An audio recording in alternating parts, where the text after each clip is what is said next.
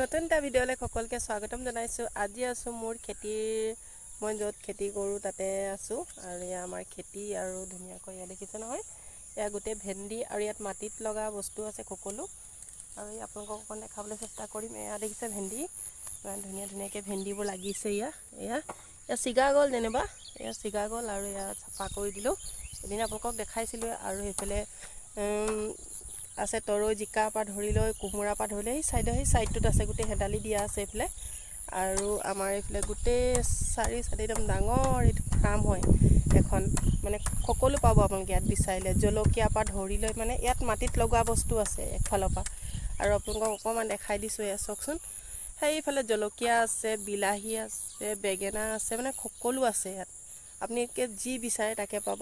আৰু চব খেতিয়ে কৰা যায় আৰু বাৰ মাহে কৰা যায়। আৰু আপোনালোকক অকণমান দেখাবলৈ চেষ্টা কৰিলোঁ।